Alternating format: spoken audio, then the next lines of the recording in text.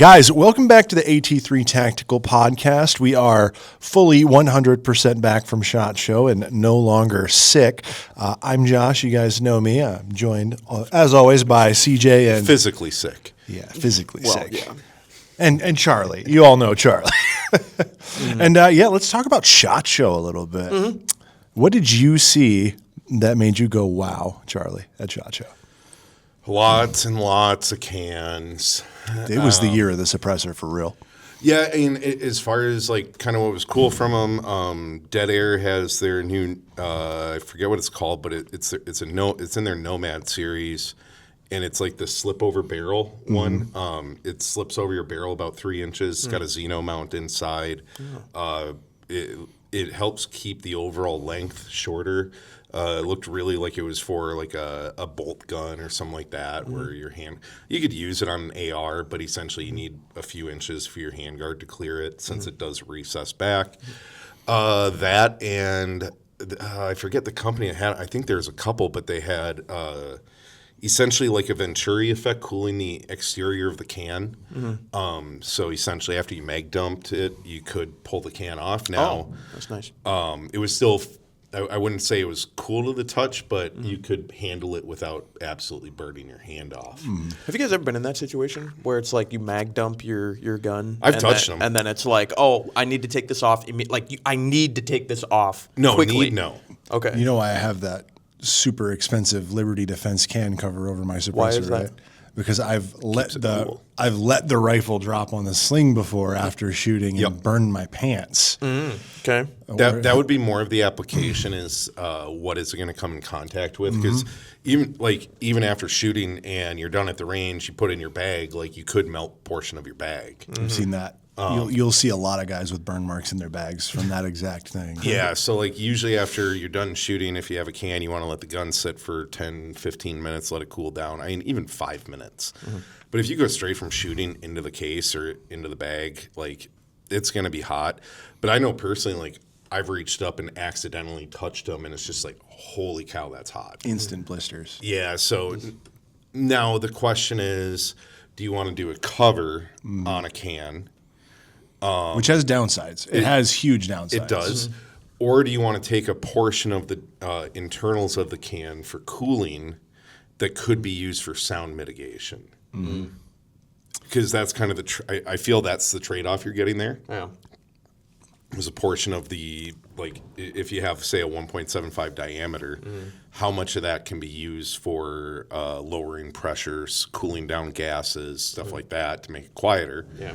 Versus And basically what you're doing, you're building a suppressor that's narrower, essentially. Yes. Narrower, and then you're putting this cooling stuff around that. Exactly. Or whatever your cooling solution is.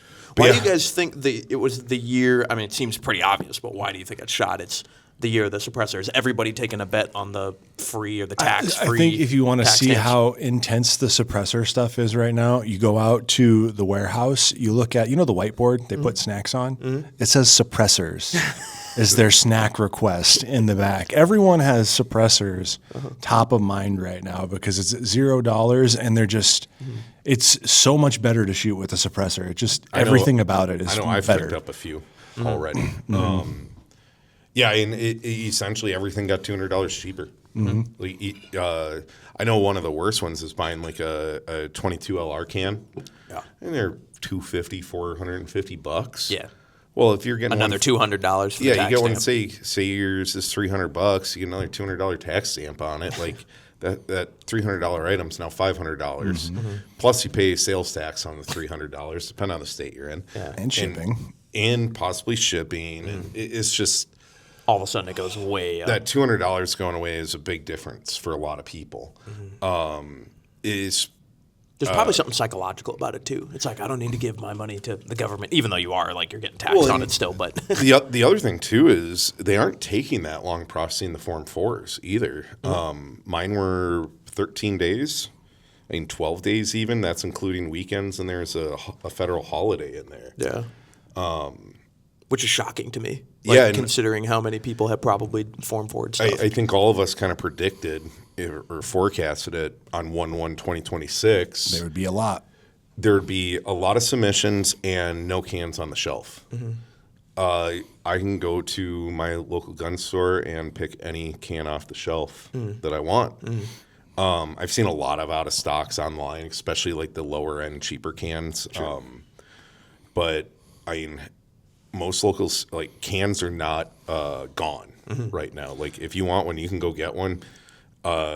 Like I said, like I was 2 weeks. I applied on the 13th and I got it back on the 26th. Yeah, I think a big part of that. So I was talking to Griffin. I was talking to Ben over at Griffin at SHOT Show, and they originally Ben or Benjamin? Ben, not Benjamin. He specifically said Ben, not Benjamin. All right. So he was telling me about all their new stuff, and he's like, "Yeah, we 2 weeks ago I had 4 products to introduce at SHOT Show. It was just 4 cans."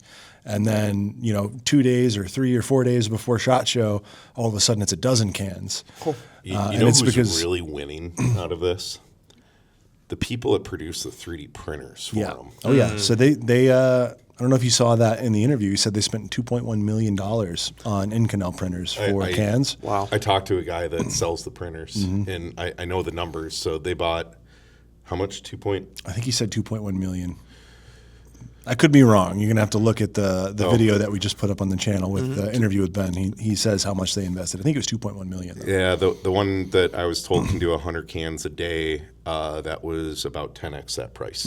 Wow. So, Yeah. Wow. But, so the cool thing about those printers though is it's letting them rapidly prototype. So they're able to go through 60, 70 iterations a month with the cans, and with the demand being as high as it is right now, it's worth it for them to invest in that R&D because the products are going to sell if they make a good product.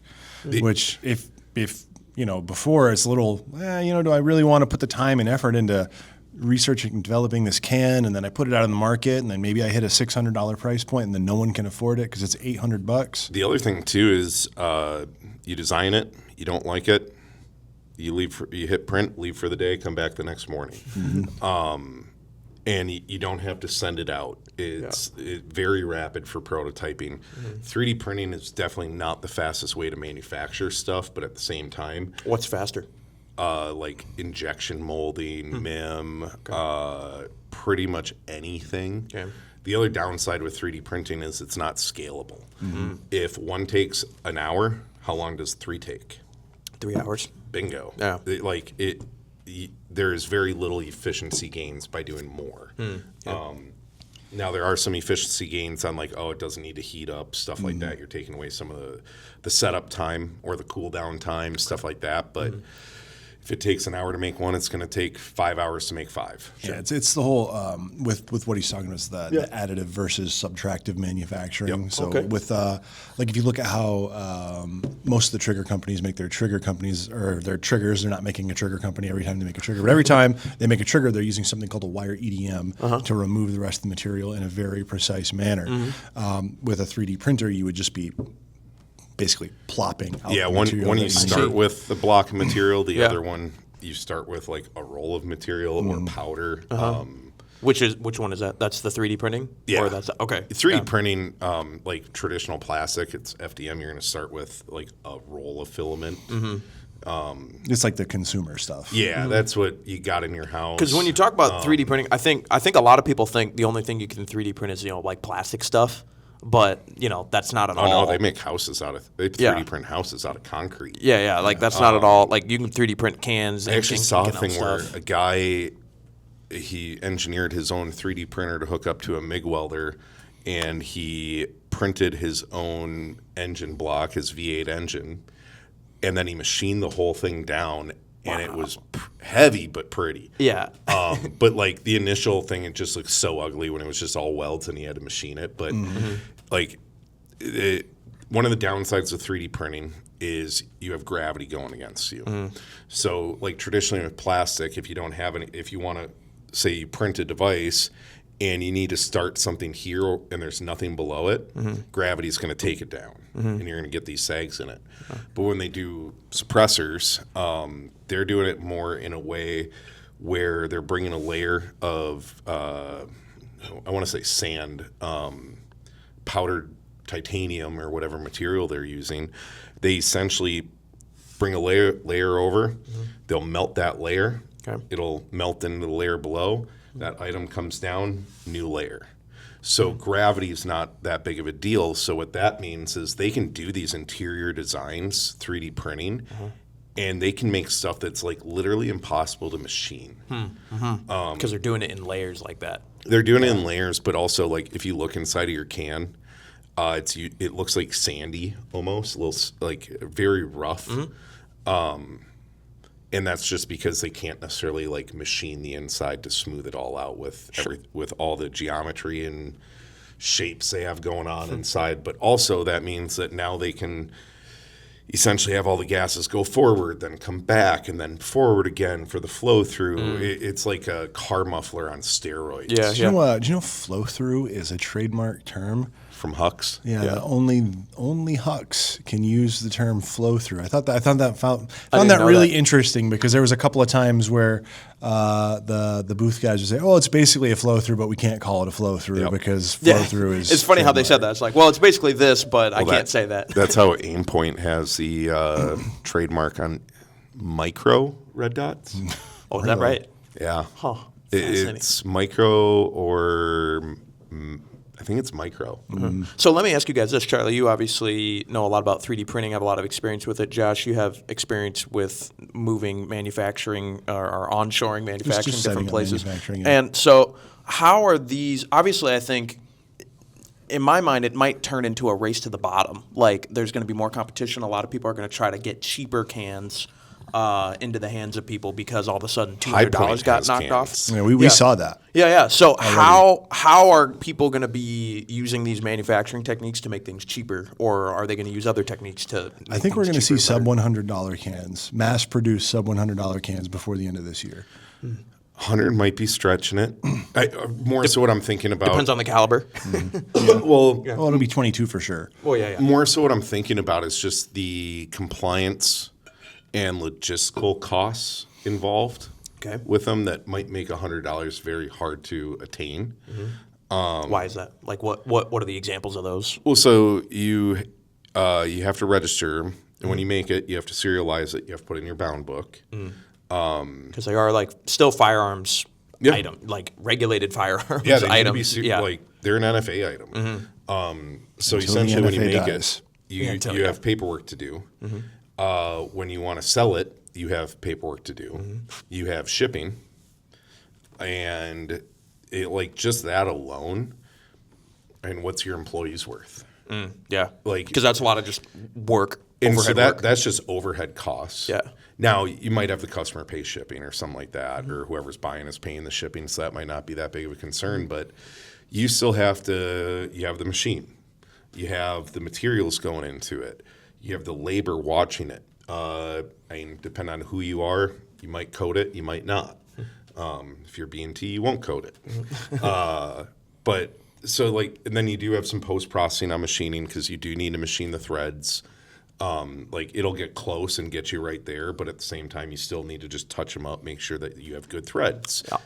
That $100, I think, might be stretching it, but at the same time, like it wouldn't shock me if someone wanted to essentially bring the market down, and they're going to utilize that as a loss leader. Now, Yeah, I can 100% see someone getting to an $80 to $100 can, specifically for like a 22 LR, and I wouldn't be surprised to see someone that specializes in like rimfire or to be the ones to do Volquartsen that. or something, Yeah. or tandem cross. I mean, to be honest, part of the reason, like, I'm very interested in waiting kind of throughout this year to see some of these companies, you know, kind of develop some of their different categories of suppressors now, and just see like see how far that price can get driven down. Not that I'm just going to go buy like the cheapest, like stupid thing, like, you know, from who knows where, but it's like you still want something quality. But I'm just very interested to see, you know, where the market goes this year, especially now that everyone is jumping on this. Yeah, I mean, it doesn't seem like prices went up or down. So come the first of the year. Odinworks had two of the exact same can. One was a $399 or $299 can. And I think the other one was $199. Maybe it was $399, $299. But they had basically taken the same can and they had removed all of the basically essentially the fluff from the can and made it simpler to manufacture that way so they could get the price down. And he said He can't talk about it. I think that's what Odinworks specifically wants to do. Is it sounded like from when I was talking to Trevor that like that's what Odinworks wants to do this year is to get as many cans into as many hands as possible, because then we start reaching that. Oh, everyone has one. How is it? Yeah. How is it possible for you to say this is illegal? Everyone has one. Right. Yeah, and it's like High Point coming out with them. There's another company that has some pretty cheap ones now, or I shouldn't say cheap, cost effective. I forget the name. Low cost. They had like the Budget-friendly. Wrecker was one of the models that they had. What company was that? Oh, It's going to come to you in like Yeah, 15 minutes. We're going to be talking about something totally different, and it's going to pop into your head. Yeah. but yeah, outside of cans that shot, Rise had their new trigger. Oh, that trigger was Yeah, I was gonna say, what else Yeah. did you guys see there? Like, I know Rise had, what is it? It's like you don't need pins or something So it anymore had to install the trigger. It had spring-loaded trigger pins. Yeah, it was. I think it's a 535 model. That's cool. Little novelty. It's a little expensive too. Yeah, it's $259. But at the same time, it's the same 535 that they had before. They increased. Very popular. They increased the price by $10. So like literally, that's just keeping up with inflation at that point. Yeah. And And they're adding in some features. yeah, and so the 530, their new one, I'm going to call it the 535. Excuse me if I'm wrong with numbers here. Essentially, what they did was instead of having holes going through the cassette style trigger, they incorporated spring-loaded pins. Okay. So now you don't have to worry about getting anti-walk pins or anything like that.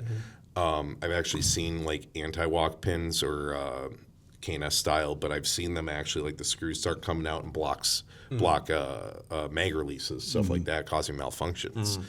So removing that's great. To me, it's a little novelty because how hard is it to install trigger pins in a cassette trigger? How often are you taking out and putting in your trigger? I will say, I'll tell you who is me. Whenever we build guns in here and all that stuff, I said as soon as you guys showed me that short of the footage from that, I was like, I want to get one for like our studio, and that's like the only trigger we're going to use because like we can just take it in and out of different guns at whatever build we're using. But we're like a super specific case. I don't know anybody who's So it's building a guns at toolless the rate we are. install, but you need tools to remove it. You need a punch on each side to remove it. that was it. It was really easy. I think I went by their booth the last day we were there, and I think that speed. It was like 6 seconds, Yeah, their man. speed record was like 6 seconds. To put it in? Yeah. To put the So trigger in. it was to put it in, Yep. install the shoe, Yep. because another feature of it, it has a removable magnetic shoe. So you can do a flat or a curved style? Which, yeah, we'll get to that. in whatever color you want. And then you need to shut it, slap the takedown pin in, pull the trigger, and then you had to slap the button to stop time. Someone did that in 6 seconds. I don't think I could close an upper receiver and send the pin home, and then You can, and then- you can when you're under time because literally Well- you slap that, hit it, pull it. It was fast though. Wow. But like I did it and I fumbled, so I was like, I fumbled and it was sub 30 seconds. Right, and when you got them chunky fingers too, so that was your worst Sausage enemy with that. fingers. I think I got it in like 20 or 19 or something. Yeah, you were a little faster than I was. But so removable trigger shoe. The way the trigger shoe goes on is they have like a hinge or a pivot point at the bottom. You put it on and then you rock it back and then it magnets in. Okay. You brought up the point that what if that could fall off? It's a magnet. It is not positively locked onto it. The next day we saw it, I went and looked at it again. And I was really yanking at that thing in different ways. The only way it would come off is if I pulled it just right. So unless it falls just right, I don't think it's going to come off on you. It was pretty strong. I'm sure they've done a lot of testing of that. But the other stuff. thing too is if it does fall off, it still functions. Okay. You lose your trigger shoe, the trigger's still there's still a bar there. You can still it probably won't feel as nice, but it's still going to go bang. Okay. Okay. And so I think that's going to be one of those things we have to put in a firearm and actually try it because this is just my experience in inner and outer turmoil with Murphy. That whenever something can go wrong, it always seems to go wrong at the exact worst time with a firearm. And So Murphy never sleeps. never. Yeah, and I would say that it's not impossible for it to fall off. I would say it's very unlikely. And you know the guys at Rise are really freaking smart engineers. Oh yeah. Well, and it's like, okay, how many times have you dropped your gun, CJ? Like my AR. Yeah. I mean, even my handgun. I don't think. Not any time that I can remember. Anyway. So it's like you have this very rare issue, Yeah. and then that becomes even exponentially more rare with the trigger thing or with the trigger bar falling off, the trigger face falling off. Contrary to popular belief, I am actually quite careful when handling firearms. Actually, yeah. I sometimes know what I'm doing with firearms. But yeah, so like, the one thing that a lot of people did not pick up from that, again, this is kind of a how often are you changing your trigger question, but what a lot of people did not pick up is that removable trigger shoe. What that allows is the trigger to go further forward in the pocket, and then you can slide it under your safety. You don't need to remove the safety to install this trigger, which in almost all cassette triggers, you have to remove the safety to get the trigger in. Well, that means removing your grip and then removing your safety. And if you have like an ambi safety, you got screws on both sides, like that, it can be a pain in the butt. Or you get that mag pull one with the little piece of plastic that you have to pull out with pliers. I've installed the Timney trigger that has a removable trigger shoe as well. And I've loved that, or the trigger bow, I guess is what it's called. But and I loved it for that reason, because I could just slide it in. I didn't have to take anything out. But then the trouble I had with that one, it might just because I was doing it wrong, but reinstalling that trigger shoe, because it's like it has like a pin and like a slide on. You have to like slide it on in just the right way and get an Allen on it and tighten it up and then adjust it in just the right way.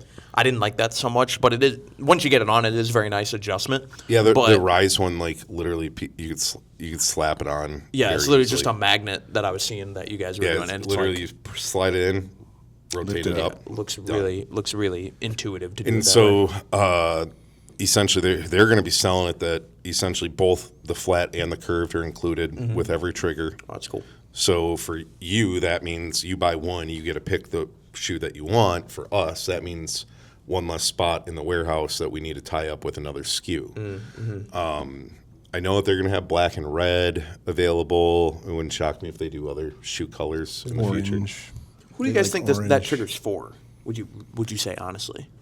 It's a nice trigger. Like it's a 535, so yeah. So someone who wants a 535 that's easy to install? Yeah, it's for someone that wants a high-end trigger. I think that's what it is. It's a competitor with the Timney, the Trigger Tech. It's a competitor up there with those. It's like, it's not a Rave 140. It's one of their like really nice triggers. So it's one of these premium competition or just premium grade triggers, but with the added feature of it being like stupid simple to install. And one of the things that triggers that like you'll always run into is there's a pretty giant price deviation in them. Like I feel like 350 is kind of the cap for triggers that you see out there in the AR world.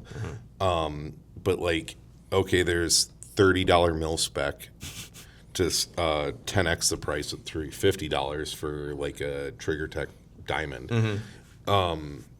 You get up to that like 150 range. There's some nice triggers in that range. Rave 140 Ballistic Engineering has them. There's some good triggers in that like $150 to $200 range. But then you jump up to like the $250 range. Geisley's. The difference is small, but it is different.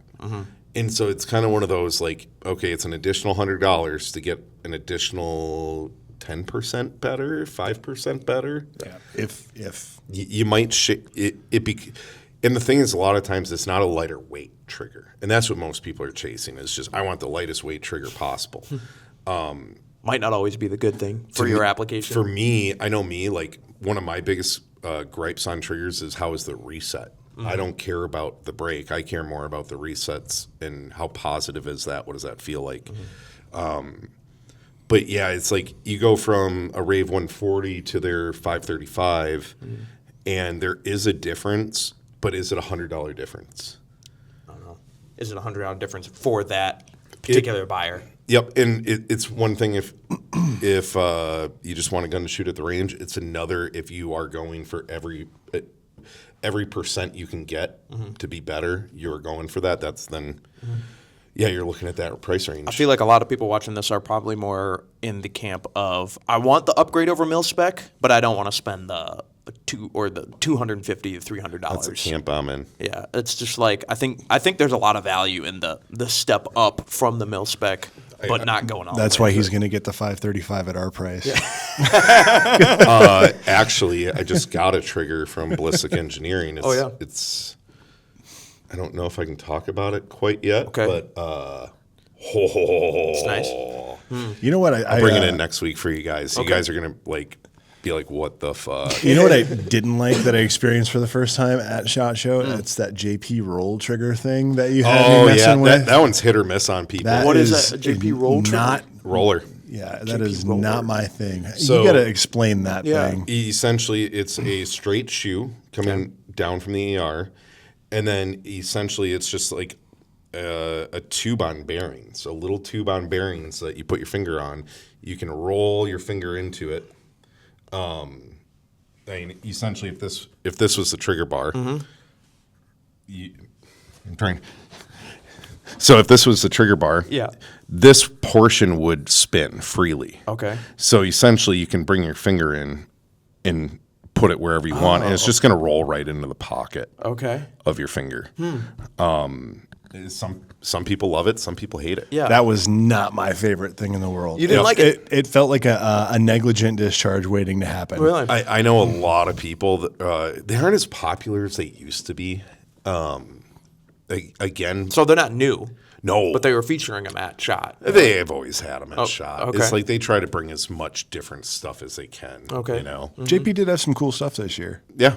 They had they have a new barrel that they're really shrouded barrel. Yeah, they're Their really 22 excited LR about. shroud. It's like a 5-inch barrel with a long shroud that takes it out to the legal length. Yeah. And Been that welded? no, it's like welded. all It's it's all one piece. Yeah, it's single piece, but But all the steel is at the back. Yeah. Which made it really, really weird with that carbon fiber. You held that gun, right? The balance on it was just so weird. So it's because all it like- was long, but all the weight is back. yeah, everything's back in here. Mainly that one. A little bull puppy.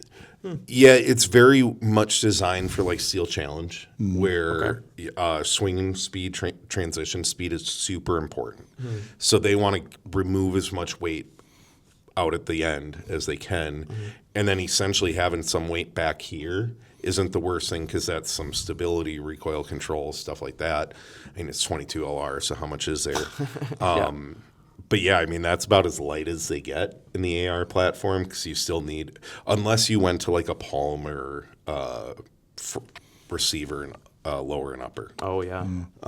So that was with a carbon fiber handguard, an aluminum barrel shroud, and then I think it was just like a 4150 steel for the. He didn't say, but it's just like a little nub right in there. Yep. I think Odinworks has something similar for 9mm barrels. Yeah, they and have for 9mm barrels. 9mm, that are it's been very popular to shroud the barrels. Because legally, you need 16 inches of permanently attached material. Yep. Even if it's not technically the barrel. Correct. So essentially, the rifling ends at about 5 inches. And then there's just a shroud that's permanently attached to the barrel that extends out 16. Is there any? Is there any safety concerns with something like that? With the bullets actually making contact with that shroud at any point?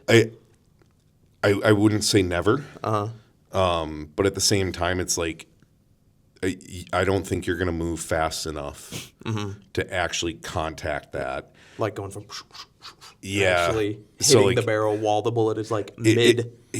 What was the movie where they're trying to bend the bullet? Isn't that Matrix? No, it wasn't Matrix. It was I know the different- one you're talking about. You had to like It's the gun go kata like one, this. right? Oh, It's yeah. the one where they do gun kata. Yeah. Yeah, And I think Equilibrium, maybe. I think MythBusters tried it. They did, yeah. And it's not possible. No.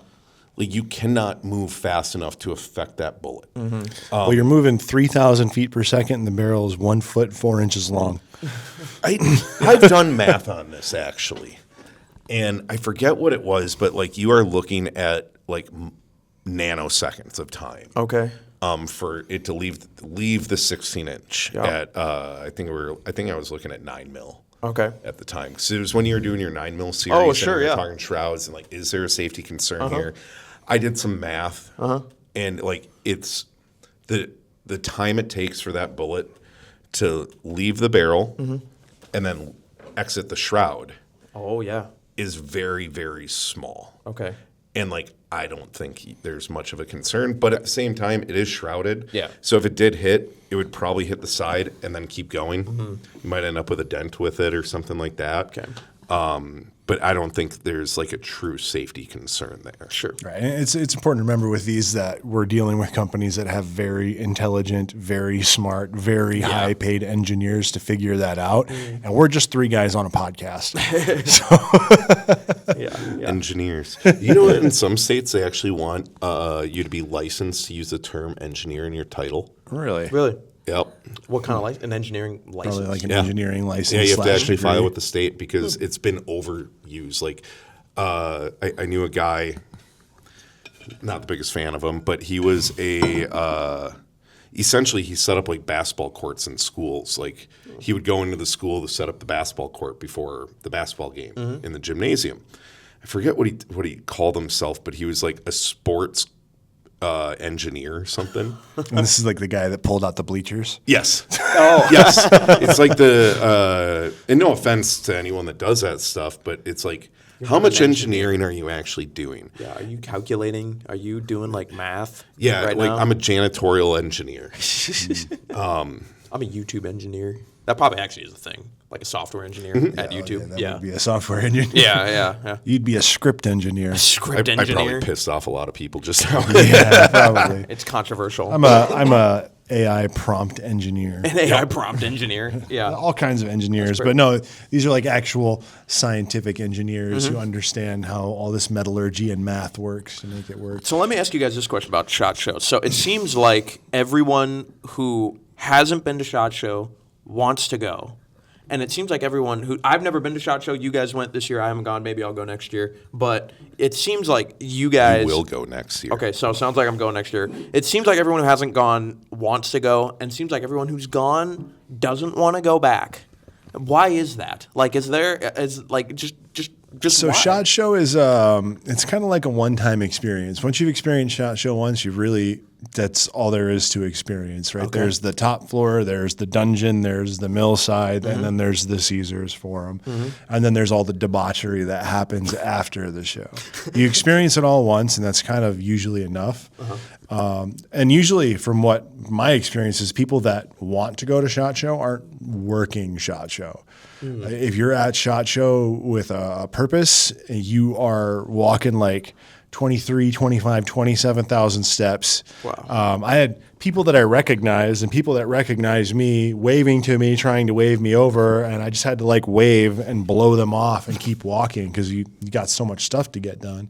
So when you're actually working the show, it's like, okay, this is a really intense 3 or 4 day sprint for work. I'm not here to go look and see what this new company has coming out. I don't get to go admire their stuff and ask a bunch of questions. It's like, okay, I have to go to this booth. I have to be there at this time to meet with this person. We're going to talk about this, and this, and then I have to close that meeting up within this many minutes. And it turns into kind of like a SHOT show, but with an I instead of an O. Oh yeah. I think one of the things that, like, if you don't go, Yeah. what do you know of SHOT Show? Like, what do you see of SHOT Show? So what I see, I basically see what the influencers and what you guys, shared me on for content making purposes, and it's like, oh, I'm walking around and there's a bunch of cool stuff. There's all the new gun stuff, the new AR stuff, and it's all cutting edge and advanced and whatever, and it's going to come out really soon. So- and then people, make content about it, and everyone's really excited. This is the newest, best thing ever. So you see a curated video Yeah. of the stuff that's worthwhile talking about. Yeah, a bunch of manufacturers bringing the new things that they're coming out with for the year, basically. So there are, I don't know exactly how many exhibitors, but probably over Many. 1,000 Many. between the dungeon, the main floor, Caesars, LE, the supplier showcase. There's probably over 1,000 exhibitors there. Okay. You have to go through each one to find who has that new stuff. Okay. When you are sitting back and on YouTube and watching what's new at SHOT, you didn't have to do that. Someone did all that for you. And that's very nice. Like, in all honesty, I learn about a lot of new products at SHOT by watching videos from SHOT that other people did. Even though you went there. Well, no, it's actually during SHOT. Oh, sure. I'll watch them and be like, oh, I need to go look at this. Essentially, they kind of tell me what I need to go find. Because if you literally just walk and look, you won't see these new products. Because that's what everyone's huddled around at the booth that you can't see in. And if you don't know about it, you're never going to stop and ask. Yeah. So you just see a crowd of people at the Glock booth or at the whatever at the Glock booth. booth. There's always a crowd of people because they want Chuck to talk Norris horses. is there. Chuck Norris is there. Yeah, they want to talk. They want to talk horses. You know. The other thing you don't see at SHOT Show is how easy it is to get lost on that floor. There is no northeast, south, and west in there. You're just like, Where's the bridge? It's like, I think that's the Brownells sign. I'm going to walk towards that. Yep. I know for me, it's always been where's the bridge, and I can orient myself there. Because it's just like a windowless cavern of stuff. Booths and noise. Well, and it's a cornfield, too. Okay. Like, you're walking through all this stuff, and all the booths are 15, 20 feet tall, that you can't see what's that way. You might be able to see what's straight down the hall. So it's literally a maze. It is. Literally amazing. It's just a grid of booths is all it is, especially once you're in the dungeon because then the ceilings are lower. So like on the main floor in the Venetian or in Caesars, like they're 20-foot ceilings or something like that. They're high. Yeah, so like you can see like, okay, Winchester's got a big sign over there. I can see that from the opposite corner. Okay. When you're down in the dungeon with their like 12-foot ceilings or whatever, you can't, like, no one has that stuff that you just kind of like, oh, where's the food court? Yeah. And those are all the really small companies, too, that can't afford a huge booth setup. Either the really small companies or some of the really big ones that just want a presence on every floor there. So is there any fun to be had here at SHOT Show? Like, it sounds kind of like a miserable experience at times. You meet a lot of people. Okay. And you see a lot of people that you haven't seen in a while. I mean, as far as SHOT Show goes, like from my side, like looking for new product to bring in to offer through our website, I don't need to go to SHOT for that. YouTube tells me everything, what people are interested in. I can get all that outside. What you can't get is the relationships you make, the fun that you have with people. And, hey, remember last year at SHOT when so-and-so threw up? Like, oh, yeah, that was great. That was hilarious. Wasn't it you that threw up at SHOT last year? I didn't eat all day. But that's also the other thing with SHOT, too, is, like, you are busy that you forget to eat. You forget to drink water. You have so much to do in such little time because the floor is open from 9 to 5. Yeah. You show up at 9:30 hungover. You don't get much done until 10:30. And then, okay, I can hit a booth or two. Now I want to go get lunch. You come back from lunch at 1:30. Now you got another 2 hours hitting the booth. Now the beer's flowing. And then you get stuck at a booth you didn't want to get stuck at. Oh, last year I had people, like I had this one guy talking to him. He's like, oh, you need to come over to this booth. Clear across the basement. Okay. Like literally a 7-minute walk. Okay. And I'm working my grid that I do. He brings me to the opposite effing corner of it. I'm like, oh my God, I wish I didn't do this. I wish I never stopped to talk to this guy. That's why I apologize to anyone who saw me at SHOT and tried to wave at me. There was a couple people, and I literally just pretended like I didn't see you, or I just waved and I kept going, because that is exactly what happens. Is I'll stop to talk to someone, and it'll be like, I haven't talked to you since 2019. Oops, an hour of my life is gone, and now I'm behind schedule on everything that I wanted to get done. That's one of the problems of working the show versus just being at the show and kind of getting to enjoy it. It's a much, because when you're working the show, like, what does that mean when you're because obviously there are the exhibitors that are there to talk to people, work it. But then when you say work the show, like, are you going around? What are you trying to do? It's like, because I've got meetings, I've got people that I need to go find and talk to because we have specific things we want to talk about. Yeah. Or like when we're doing this video, like the video that we made for our channel, we had, I think, 6 booths specifically that we wanted to go interview those manufacturers and see what they had going on. Well, I spent the first day, I kind of like found out where all they were, right? And then the second day, it's like, okay, now I have to go to every single one of these booths and interview someone. And it's like, I don't have someone to hold my camera at the first booth, so I've got some random guy that I've handed the camera to. But the bigger That's issue... why I'm going to SHOT Show next year. The bigger issue was like, oh no, that booth's not where I thought it was. The JP booth was a really good one. They were in like a center spot, and they were by Benelli. So I ended up walking to all four sides of the Benelli booth trying to find JP, and I had to do like 3 laps. So it took me like 15 minutes to find him. I'm like looking at the app on my phone. I'm walking around trying to find it. It's just, it's ridiculous. I mean, for me, the working is just, so my thing is I got to go talk to people that we don't have relationships with. That's kind of my work there, looking for new products. This year we didn't. This year we just fell behind. Like usually we go in with a plan like, hey, we want to talk to X, Y, and Z, get better pricing, et cetera, et cetera. This year just felt like just not much of a plan going into it. But at the same time, I try to go to SHOT with very minimal requirements out of me, so I can go to these companies that I've never heard of before, see what they got, see if it's worthwhile bringing them in. But then you get people like Sam, who he works for TFB. He had to hit like 80 booths a day and do like 5-minute interviews. Yeah, like if you run the time on it, like that's 5 minutes per booth with no breaks. And so now you get someone that, okay, they aren't ready when you're there, or you got to walk clear across the show floor. It's a lot of work. Those media companies that go, it is a ton of work for them. Just because SHOT is one of those, like, if you're putting out YouTube videos, you need to be first to market. Once someone puts out a video on this new feature of a trigger, everyone's seen it. If you're a week later, no one cares. Everyone knows about it already. Why watch your video? So a lot of those people, like, they will literally go do a booth, offload the footage. Someone's in the media room or in a hotel room that goes and grabs it, edit it, get it on YouTube as fast as you possibly can. And so, like, for some of them, they actually have like a full production staff, which actually what I was thinking is next year we will bring a computer to edit on so we can do stuff that day of.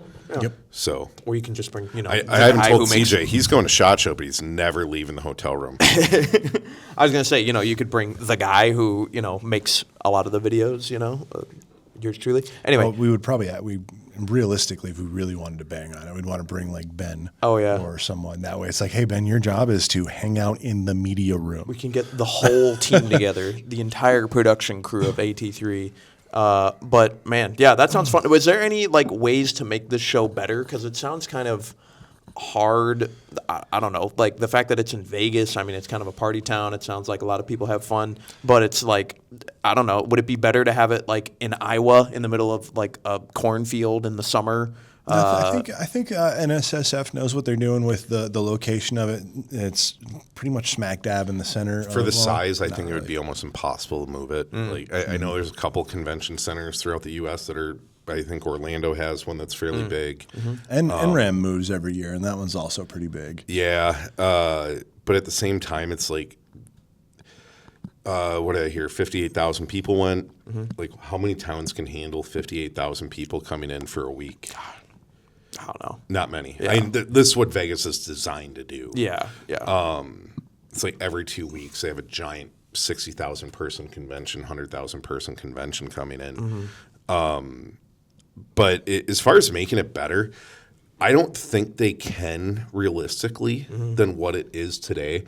Maybe like better grouping of booths. So I don't need to go to the LE booth to go talk to Battle Arms.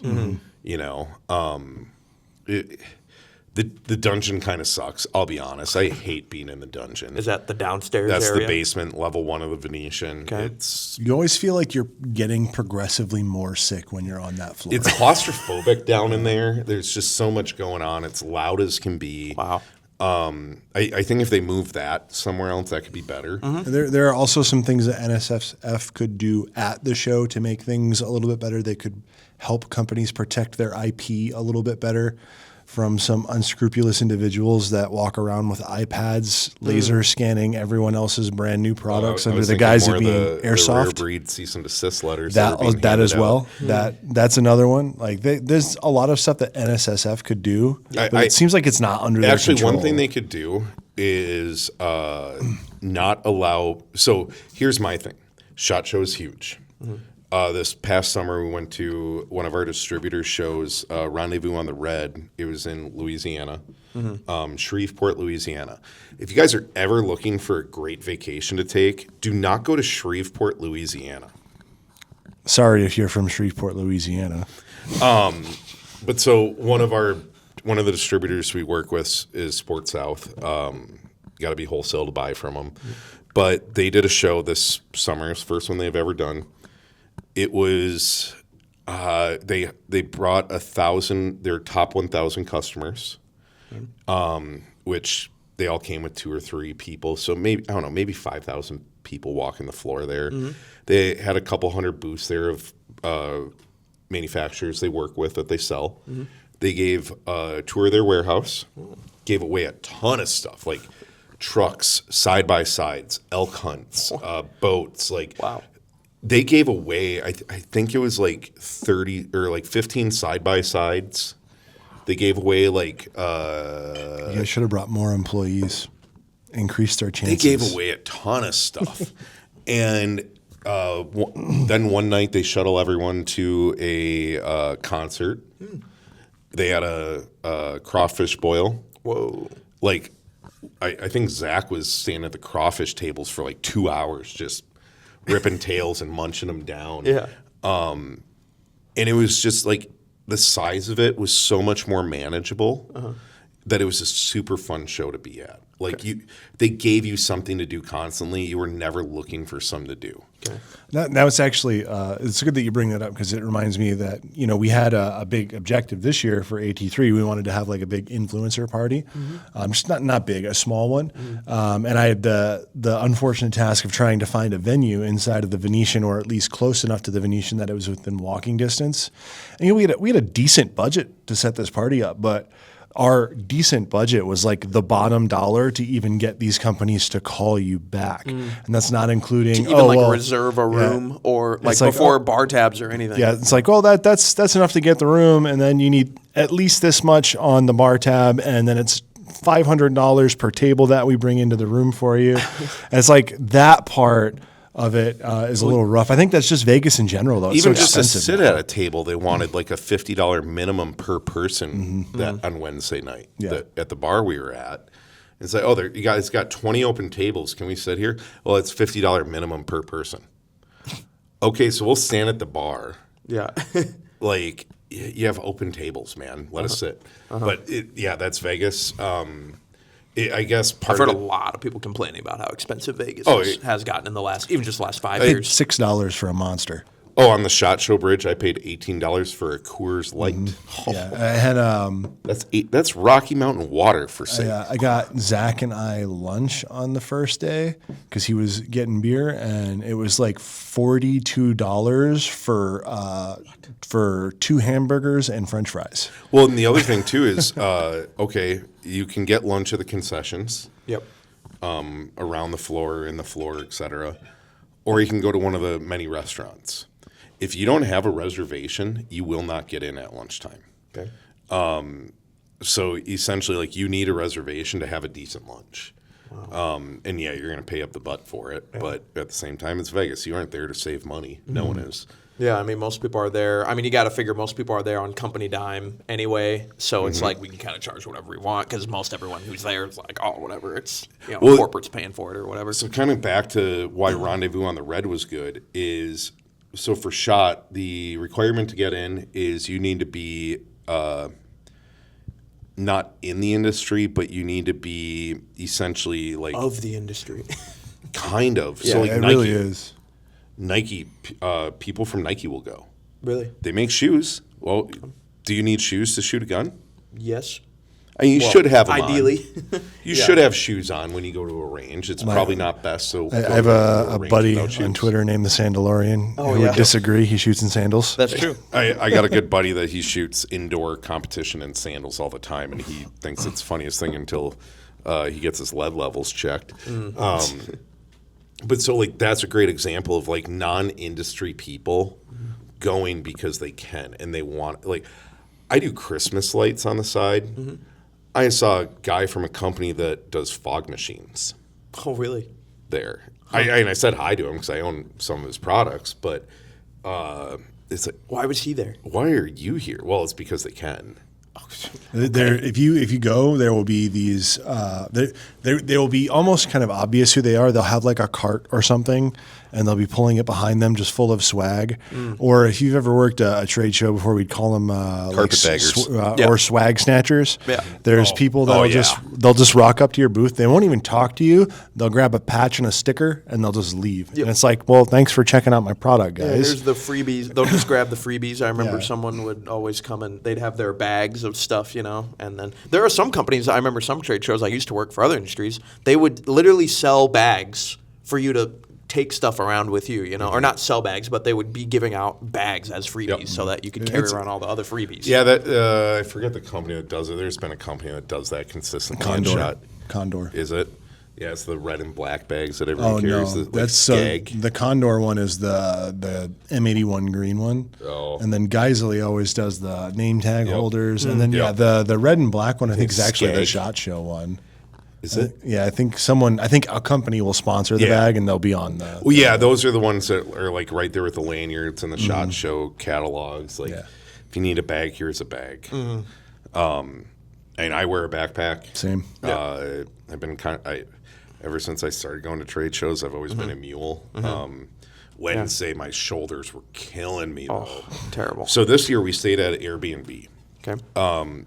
I think there's a lot of pros to that, as far as like being able to wake up, have coffee, like have a snack before you go to bed. Oh, you made breakfast the one morning. Oh yeah, I made that was killer good. breakfast. But yeah, like being able to make breakfast and stuff. The advantages of Airbnb life. Yep. Now the downside of Airbnb is you only have what you have, and that's all you have. So like Josh wants a Monster in the morning, don't got one. Yeah. Either you have to Uber to the gas station, and that's or Uber Eats a Monster. $15. Yep. Or $15. Yep. Yeah, and so kind of a downside of that, but the positive is like literally it was the same price as two people's hotel rooms for the trip. And we get a whole house, and we had 4 people in there. Yeah. So I was actually going to ask you guys before we wrap it up so I'm probably going next year. I am going next year. What are the tips? I'll watch this a year from now and be like, what did these guys say? What are the tips for SHOT Show for someone who's never been? Get new shoes about 2 to 3 weeks before. Okay. So you have time to break them in. A lot of people say bring a second pair of shoes even, so you can change out midday. Yeah. Stay hydrated. Have somewhat of a plan, or else you're going to be wandering constantly. Like literally, you'll find yourself kind of walking down the same halls over and over and over, and you won't see everything. Usually, the best thing you can do is if you don't have a plan, start in one corner and snake up and down, and be religious about holding to that snake. Because if you go up, down, and then you go across, you're never going to remember where you left. So, So have a map on you and like keep a lot of track hand where you are. sanitizer. Oh yeah. Yeah, I'd say the week prior, start front loading on emergency. Yep. Okay. It didn't work for me this year. I lost my voice before a shot. Like literally at the airport, I heard a guy talking about something they sell. They sell Gen 3 frames. They produce their own. And I want to talk to him, and like my voice is shot. And so that was Monday flying out to shot. Tuesday afternoon, like my voice came back after I drank some beer. And then by Wednesday, like I was back to normal. But last year's shot, like we all got, It was a 2-week outing for a lot of people after Remember SHOT. when you guys came back and it was just like, Yep. So I actually interviewed for AT3 Tactical at SHOT Show last year. Yep. So I don't know if Josh got me sick or I got him sick. But at we both SHOT got last sick. year. It must have been that hug that we did at the end. Yeah, it was the big sloppy kissing. oh, wow. I mean, I wasn't going to say mouth hug, but you can. My So tips, that's why you got hired. Yeah, my makes sense. tips are it's definitely drink tons of emergency the week prior. Drink emergency while you're there. Keep like just loading vitamin C into your body. Yep. Hand sanitizer after every conversation, which everyone obviously forgets. The Amend 2 guys have free hand sanitizer at their booth every year, little Amend 2 bottles that you can take. So stop by the Amend 2 booth if you need hand sanitizer. It's dry in Vegas as well. Yeah, So, so if you lotion. have dry skin issues, chapstick, lotions. I mean, what else is there? Bring cash in case you run out of money. Yeah, bring cash. At the Or same just to go time, gambling. So what's helped me every year is not bringing cash. Because Yeah. if I bring cash, I find that, well, everything can be paid for with a credit card except gambling. yeah. So if And I have, hookers. if I have cash, Well, actually, they might take credit card now. they might have Stripe or something. But Yeah. no, I've found every year that I brought cash while I'm sitting somewhere waiting. Like the most common place to sit is right on the casino floor outside of the Venetian, outside of the main hallway where Yardbird, and I think there's a Grand sushi place Lux there. is right there. Yeah. Yeah, so you'll sit there and you'll wait for your buddy to come out. And I found every year that I have cash, I will either bucks. go play roulette or I will put it into a slot machine and it'll be gone. So I don't ever bring cash with me to SHOT Show because you'll get bored and you'll gamble it because you can. Yeah. I know for me, I'm not a big gambler. Like, I'm not scared to lose $20 in the hopes of winning 14,000. But at the same time, like, it's gambling. Like, you need to set your own boundaries. We can't tell you whether $20 is too much or 20 grand is too much. That's up to you. Yeah. I know some people, one of the things they love about SHOT Show is the casinos. They go pop $5 grand down at the craps table and see what you walk away with. But that needs to be your personal decision. No one can tell you what to do there. But yeah, like that's probably one of the things that gets people in a lot of trouble is gambling, especially when you got a company credit card. Oh, no. Oh, I'll win this one back, guys. I'll win this back. Make sure you bring your SHOT Show bingo card if you really want to have some fun. I think next year what we're going to do is we're actually just going to film like the whole SHOT Show experience. Just meta glasses constantly on. Yeah, and then we'll just put it together, waking up like hungover in a hotel room, spotting the CEO of a multi-billion-dollar company with his female Lady friend. Yeah, on the casino floor. All the just weird stuff that you see at SHOT. Getting stuck at a booth with some guy that you don't want to talk to for 45 minutes. Yep. Hey, I thought you wanted to talk to Caleb from Brownells. I thought I you lo- said you wanted. I You said it was a nice conversation. I went and found Caleb. But yeah, I mean, other than that, like, you just got to be prepared for a lot of walking, long days. Change your socks. Yep. Last tip from me: change your socks every day, Change your socks, change your drawers.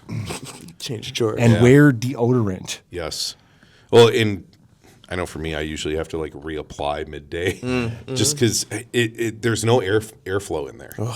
It's just stagnant, thousands of bodies. I am so looking forward to this. It's a for Magic the year. Gathering convention in there sometimes. But so now on the flip side of it, there is some cool shit at SHOT. The hardest thing is finding it because, like, so your first year, you are going to see a lot of AR-15s. You are going to see a lot of MP5s. You're going to see a lot of handguns. You're going to see a lot of AKs. And it's another gun. Okay, what's different? Well, we have a proprietary bolt.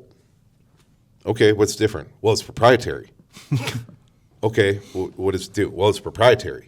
Like, it's another AR-15. Yeah. Like, I've seen hundreds, thousands of them. Yeah. Like, why should I be excited over yours? Yeah. Well, it's $1,000. Okay, so is every other mid-tier AR-15, you know?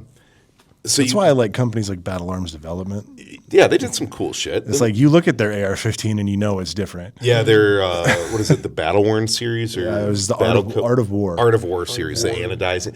Yeah. I saw some of that custom anodizing last year, and like it is super cool the colors they can get out of it and how smooth it is too. Shiny, Yep. really nice. Sorry, I just had to interrupt you because it's like And it's super thin. Yeah. It's anodized, so it's not like Cerakote where you actually get build from it. It's anodized. It's where you mostly start to on like the put surface. your pivot Take pins down or pins whatever, in there, and and it's like, yep. gotta You wiggle got it to in there clearance if you- them just right, or you chip the paint off, et cetera, et cetera.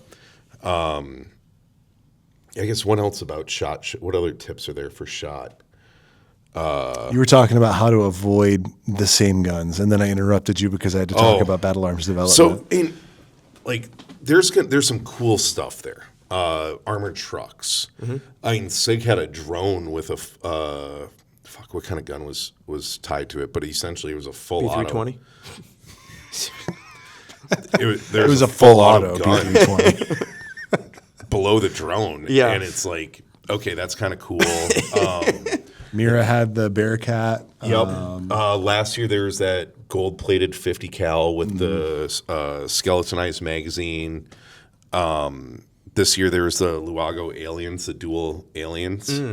They had drum mags on each one. They were like connected Yeah, they were connected with at a the top. RMR on the top of the magazine. What? So like you're Yeah. holding it out like Yeah, so essentially you'd have to hold it like this, but then there's a single optic in the middle. It's kind of like a 1922, or is that what they are? The 1911s that are smashed up together. Oh, yeah. One's right, one's left. Oh, it's I know one what you're gun. talking about, I think it's a 1922. You'd have to ask Sam. He would know probably those old things. oh, it's I not think- old. This is like a Yeah. kind of modern twist. Yeah, this, Oh, really? This is It's not modern. It's a Sam. 1990s I think thing. probably screamed a little the first time he saw it in disgust because it's not practical at all. Sure. It's literally you take a left-handed 1911, a right-handed 1911, weld the two together, I see. and make one trigger. It's like something out of Fallout. Yep. Okay. But so like that Luago alien, it's cool. It's different. You don't see that stuff normally. So that's like the cool stuff at SHOT, I guess, for me. Yeah. You got to see some stuff that you just normally would never see, but a vast majority is the same thing over and over and over and over. It's like you go to the Springfield booth. How many different Hellcat models do you need to look at? You know? Yeah. You go to the CZ, they had their, Those are your boys. CZs. I think it was, CZ had some cool stuff this year. they had their Legacy, I think It was their like 200, what was it, 50 or 200 year anniversary or something? Some anniversary. 75th anniversary. Yeah, they had like model number 10. Yeah, so they had the serial number 10 CZ75. Wow. I asked what happened to number 1. Yeah. They don't own it anymore. Oh, Someone they don't? else owns it apparently. Apparently, like someone knows where it is, but CZ doesn't own number 1 anymore. So they had number 10 I'm sure they've there. offered many times. They have it's like Heritage or something like that model coming out. I think it's a little overpriced for what it is, but essentially it's a clone of the original CZ75 with a modern coating, and it finished much nicer than the originals. Yeah. But at the same time, like something 75 years ago, I would expect it to be done nicer today than 75 years ago. What else? What else was cool there? There's all kinds of cool stuff, man. Or I guess different. Well, yeah, it's like it's hard to always define different because you go to like we went to that one 1911 company who we're not going to name because I don't want to be mean to them because they're kind of a like an important name in the industry. But Oh, we Les went to- Bear. Yeah, so we went to their booth, and the only thing that has changed in the 10 years that I've been going to SHOT Show is they just changed their booth this Hey, year. they have a 2011. And yes, they have a non-light compatible 2011. Yep. And I don't think it had an optic cut either. No. So it's like that, and that's the only thing that's changed for them in the last 10 years is their booth went from like a red, white, and blue thing that looked like it came out of 1985 to this year it was a way more modern booth. And that was what, and more power to him. That was what the lady was most excited about for SHOT Show. She's like, we got a brand new booth. It is modern. It is sleek. It looks cool. You can tell she worked at Les Baird because it's like, we have a 2011. This is gross. It's not a 1911. But one of the cool things that you can do is you can go finger bang all these guns and that you normally can't buy. Or like you can't even find at a local gun store. Yeah. Or if it's online, it's out of stock or whatever. Like, when's the last time you saw a Les Baird at your local gun store? Never. The only time I've ever seen a Les Baird is at SHOT Show. Yep. I know Arns and Eden Prairie, I feel like they've had them before. Or it's like an Atlas. A $6,000 2011. Like, ooh, that was one of the cool things. Atlas has a build kit. Yep. Oh, yeah. Atlas has a 2011 build kit. Really? The frame and slide are already matched and machined, and essentially you put the rest together. Yeah. I want to say it was about $2,500. Yeah, I think it was 23 something. Yep. It was. I was considering. I was like, ooh, that might be an option outside of getting like a Stealth Arms. Yeah. But compared to an assembled Atlas, now it's not a 1-to-1 because when you get a custom Atlas, they're buying oversized parts and fitting them to the gun. Their kit essentially should be mostly a drop-in. Okay. There shouldn't be a ton of fitting needed, so it'll get you 90% I would love to of the do way. on the channel a whole 2011 series. That's an expensive series. Yeah, I'm sure it would be. But, I mean, we've done AR-15 series, done AR-9s. Well, if you want the gun, you can buy all the stuff and record it. Yeah. Well, It's like that sure. 6-arc build we were talking about earlier. Yeah, sure. Yeah. Charlie's trying to get me to spend a lot of money this year, guys. A lot of money. Hey, what else? We saw some other really cool stuff there too. And Dylan Arrow was there with their minigun. They are always there with their minigun. The miniguns, Gatling guns. There's so many of those. Belt fed. Was there a lot of belt fed stuff? Not a lot. No, Okay. not really. SIG had their new belt fed, but they've had that thing since 2014. But there No one were will there buy like it. any belt fed, like cool belt fed AR uppers stuff? 'Cause Oh I know yeah, that was a big bit of thing a last theme. year. Yeah, Lima 6 and the Fight Light. Those Yep. were all around. Yeah, but they had them last year. Well, they didn't have the Lima 6 is a new one. So I think This year? Yeah, I thought they had it there last year. So they had a prototype. This year they Okay. have the production gun. Yep. So But Fight Light, I didn't stop at their booth this year. But yeah, like belt fed uppers. Can we do some belt fed stuff this year on the channel? That'd be fun. Yeah, buy one. Nothing else. you're more than welcome to spend your time linking that ammo. So together. if you I will guys not want be us to helping. offer belt feds, Please say so in the comments. yes, Please. hop in the comments so we can. We should have done this at the beginning of the video so that people would actually comment, pay attention the whole time and comment at this point. All right, we know we're on their right screen anyways. Hey. They're playing Minecraft on the other one. That's true. If you want to do belt fed, if you want us to do belt Send fed stuff, emails, call. yes. You guys need to overwhelm customer service with requests for belt feds, and then I might bring one in. Please. The problem is they are not cheap, and in my experience, everyone wants one until it comes time to buy one, and then no one wants to buy one. Yes, there's a couple people out there that have them, but the other thing with belt feds is now you got the links that you have to deal with. That sucks.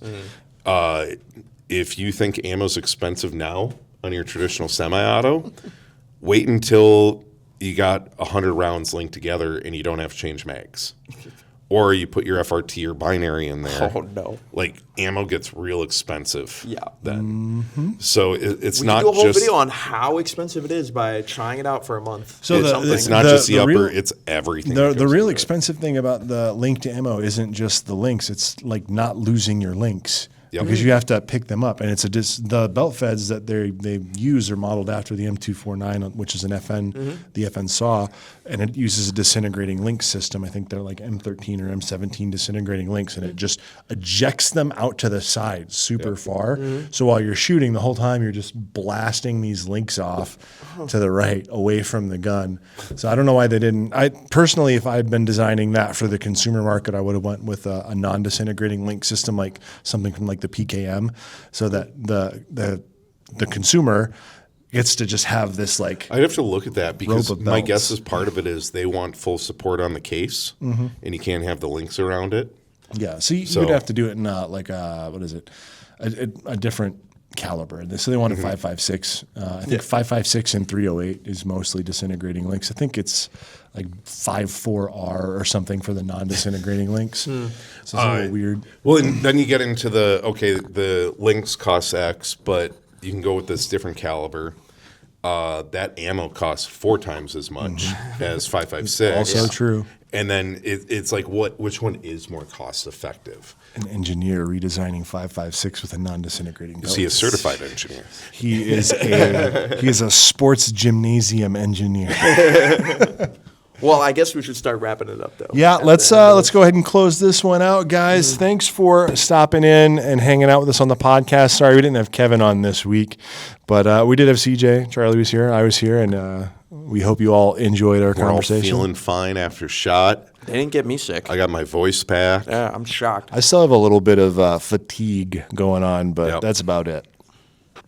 But my fiance is very sick. That's tough. We'll see you guys next week. Peace. Bye-bye.